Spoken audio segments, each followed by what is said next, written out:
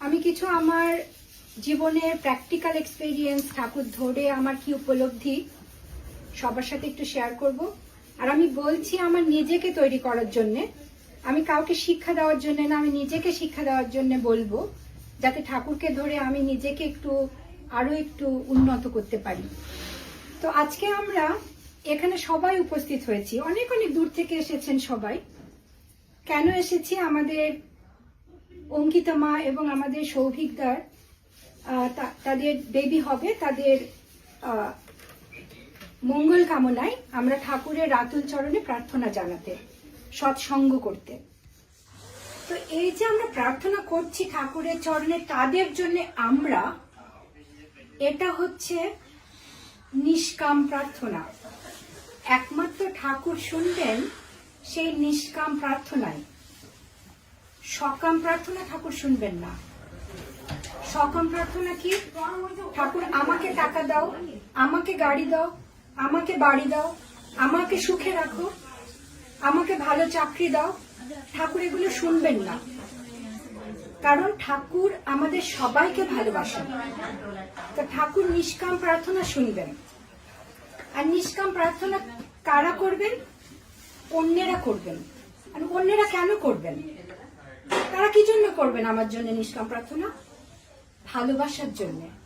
প্রথমত তারা আমার কমন পিতাকে ভালোবাসেন, আমি যাকে ভালোবাসি তারাও তাকে ভালোবাসেন, তাই তারা আমার জন্য প্রার্থনা করবেন। তারা কিন্তু আমাকে চিনে আমার জন্য প্রার্থনা করবেন না। আমি তাকে ভালোবাসি, আমি হয়তো তাকে ভালোবাসতে পারিনি সেভাবে, যেটুকু বাসি তারাও তাকে ভালোবাসেন, তাই তারা আমার জন্য প্রার্থনা করবেন। সেই প্রার্থনাই ঠাকুর শুনবেন। তো এই যে আমরা তাকে ভালোবাসি, এই ভালোবাসাটা কিন্তু নিঃস্বার্থ ভালোবাসা। ঠাকুর আমাদের কাছে কিছু চান না। আমি আমার স্বামীকে ভালোবাসবো, বাবাকে ভালোবাসবো, বাবা ছেলেকে ভালোবাসবে, বউ স্ত্রী স্বামীকে ভালোবাসবে। Everything is conditional in some sense. But Thakur আমাকে যে ভালোবাসেন, আমি ঠাকুরকে যে ভালোবাসি, এটার মধ্যে কোনো লেনা দেনা নেই, কোনো চাওয়া পাওয়া নেই। আমি ঠাকুরকে ভালোবাসবো, ঠাকুর আমাকে বলবেন না যে তুমি আমাকে একটা বাড়ি কিনে দাও, আমাকে একটা গাড়ি কিনে দাও। কিন্তু আমাদের পার্থিব জগতে আমাদের কিন্তু চাওয়া পাওয়া থাকে। তো এই ভালোবাসাটাই সঠিক ভালোবাসা। আমরা যখন জন্মগ্রহণ করি, আমাদের বাবা মা আমাদের লালন পালন করেন, বাবা মার ছত্র ছায় আমরা বড় হই। তারপর আমি যখন বড় হই, আমার যখন বিয়ে হয়ে অন্য সংসারে যায়, একদিন আমার বাবা মা মারা যান। তখন আমার স্বামী শ্বশুর থাকেন, তখন আমার বাবা মা থাকেন না। তারপরে আমি যখন আমার বাচ্চা হয়, আমার ছেলে মেয়ে হয়, আমি যখন সংসার করি, তখন একদিন আমি চলে যাই, আমার সন্তানরা থাকেন। কিন্তু জীবনের এই প্রথম থেকে শেষ পর্যন্ত কেউ কিন্তু চিরস্থায়ী নয়। একমাত্র ঠাকুরই থাকেন চিরস্থায়ী হয়ে, ভালোবাসার হাত দিয়ে মাথার উপরে। যখনই আমরা কঠিন পরিস্থিতির মধ্যে পড়ি, তিনিই আসেন হাতটি ধরে বাঁচাতে। এবং ঠাকুরকে যে আমরা এই ধরে চলি, এটার মধ্যে কোনো ম্যাজিক নেই। আমাদের অনেকের ধারণা, আমি ঠাকুরকে কেন ডাকবো? আমি যদি আমার জীবনে ম্যাজিক না হলো, আমি একটা বিপদে পড়বো, ঠাকুর যদি আমাকে রক্ষা না করেন, তাহলে আমি কেন ঠাকুরকে ডাকবো? কি অর্থে আমি ঠাকুরকে ডাকবো যদি আমি একটু ভালো না থাকতে পারলাম? হ্যাঁ, ম্যাজিক আছে সেখানে। আমরা মানুষ, জীবনে উত্থান পতন থাকবে, বাধা বিপত্তি আসবে। ওই বাধা বিপত্তিকে আমি কি করে হ্যান্ডেল করে উই ক্যান মুভ ফরওয়ার্ড, সেটাই ঠাকুরকে ধরে আমরা বুঝতে পারি। এবং আমরা আমাদের সৌভিকদার কাছ থেকে শুনছিলাম ভালোবাসার কথা, তাকে মাথায় নিয়ে চলার কথা, গানের মাধ্যমে শুনলাম আমরা নামের কথা। আমরা জীবনে সবাই, হ্যাঁ, টাকা চাই, বাড়ি চাই, সব চাই, কিন্তু তার মূলে আমরা শান্তি চাই, আমরা হ্যাপি থাকতে চাই। কিন্তু টাকা পয়সা, গাড়ি বাড়ি কিন্তু সত্যিকার অর্থে কি আমাদেরকে হ্যাপিনেস এনে দিতে পারে? মনে হয় না। কারণ অনেকের অনেক টাকা আছে, হয়তো সুখে থাকতে পারে না। একমাত্র আমরা হ্যাপিনেস কখন থাকতে পারবো? যখন আমার মধ্যে কোনো চাওয়া পাওয়া থাকবে না। আর তখনই আমি নিজেকে সেইভাবে তৈরি করতে পারবো যখন আমি আমাকে সম্পূর্ণরূপে তাকে সারেন্ডার করতে পারবো।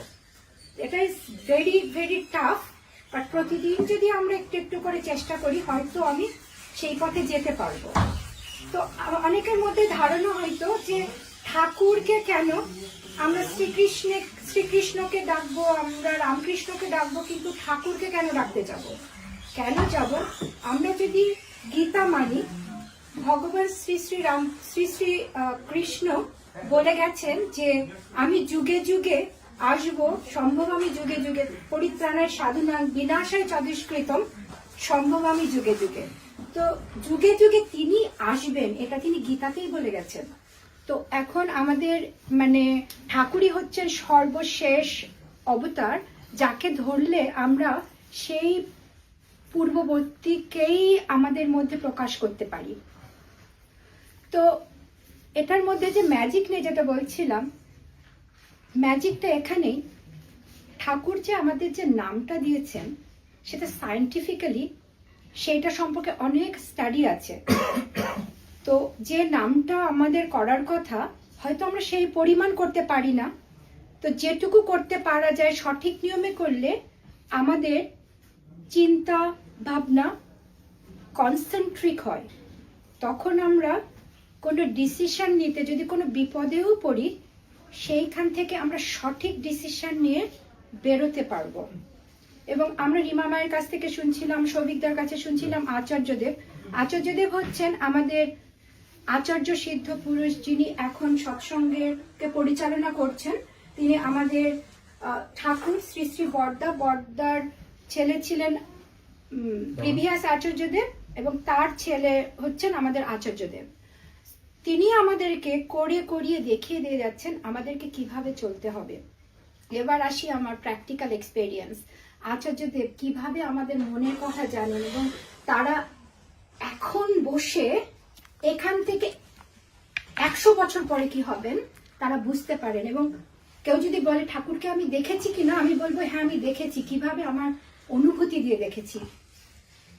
তো আমি 2 বছর আগে দেওঘরে যাই।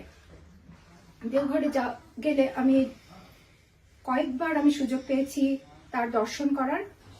তাকে যতবার প্রণাম করে তার চোখের দিকে তাকিয়েছি, তিনি শুধু একটা কথাই বলেছেন, জীবনে কখনো নেগেটিভ হবে না, পজিটিভিটি চিন্তা করবে। আমি তখন বুঝিনি, প্রতিবার দেখি একই কথা বলেন। দিনে 4 টাইমস 5 টাইমস তাকে প্রণাম করতে গেছি, একই কথা বলছেন, পজিটিভ হবে, বি পজিটিভ, কখনো নেগেটিভ চিন্তা করবে না। আমি দেওঘর থেকে, ইন্ডিয়া থেকে আবার অস্ট্রেলিয়ায় ফিরলাম। আমি ফিরেছি ডিসেম্বর মাসে। জানুয়ারি মাসের 15 তারিখে আমার বাবা মারা যান। তখন বুঝি যে কেন তিনি বলছিলেন যে সবসময় পজিটিভ হবে, কখনো নেগেটিভ ভাববে না। হ্যাঁ, সময় চলছিল। গত বছর ডিসেম্বরে আমার একমাত্র ছেলে, তার একটা মেডিকেল কন্ডিশন ধরা পড়ে অল অন এ সাডেন। কেউ আমরা প্রিপেয়ার ছিলাম না তার জন্য। সেই কন্ডিশনটা তাকে সারাটা জীবন নিয়ে চলতে হবে। এবং সব থেকে বড় কথা, আমি বাই প্রফেশন ঠাকুরের আশীর্বাদে ডাক্তার। 3 উইকস পরে আমার একটা পরীক্ষা ছিল। সেই সময় আমার ছেলের 1 সপ্তাহ হসপিটালে, 2 উইকস পরে আমার পরীক্ষা। আমি তখন পরীক্ষা দেওয়ার মতন কোনো পরিস্থিতির মধ্যে নেই। একটা মা হয়ে সে অবস্থা আমি বই নিয়ে কি করে বসবো আমার কোনো আইডিয়া ছিল না। আমাদের শ্রদ্ধেয় ঋত্বিক দাদা, সুভাষদার সাথে আমি কথা বললাম যে দাদা এই অবস্থা, আমার তো পড়ার মতো কোনো সিচুয়েশন নেই, আমি কি করে পড়বো, কি করে পরীক্ষা দেবো, আমি কিছু জানি না, আমি পরীক্ষা ক্যান্সেল করতে চাচ্ছি। এবং দাদা বললেন যে আচ্ছা আমি একটু আচার্যদেবকে জানাই, উনি কি বলেন দেখি। আচার্যদেবকে জানানো হলো। উনি বললেন যে আমার ছেলের জন্য আশীর্বাদ করলেন যে লাইফস্টাইলটাই বড় কথা, ও ভালো থাকবে। এবং আমাকে বললেন ধৈর্য না হারিয়ে পজিটিভ ভাবে এগিয়ে যেতে, পরীক্ষা দিতে। আমি বইয়ের সামনে বসে থাকতাম, আমার মাথাতে কিছু ঢুকতো না, আমি সারাদিন কাঁদতাম, সারা রাত কাঁদতাম, আমার মাথাতে কিছু ঢুকতোই না, আমি কি পড়বো, শুধু ধ্যান করতাম। সেই অবস্থাতে যখন পরীক্ষা দিলাম, আমি নিজেও জানি না আমি কি পরীক্ষা দিয়েছি, আমি সত্যি কিছু জানি না আমি কি পরীক্ষা দিয়েছি। ঠাকুরের আশীর্বাদে পাশও করেছি। তো এটাই বলার, এবং আমার ছেলে 10 বছর, ও ঠাকুরের আশীর্বাদে ও যে লাইফস্টাইলটা নিয়ে চলছে, ও যে স্যাক্রিফাইসের মধ্যে দিয়ে চলছে, একমাত্র ঠাকুরের সরাসরি আশীর্বাদ না থাকলে এটা কোনো মতেই সম্ভব না। আমি অ্যাজ এ ডক্টর এবং অ্যাজ এ মাম বলছি, এটা কোয়াইট ইম্পসিবল। এখানেই হচ্ছে ম্যাজিক। আমি যদি এখন ঠাকুরকে বলি, ঠাকুর আমি তো তোমাকে ভালোবাসি,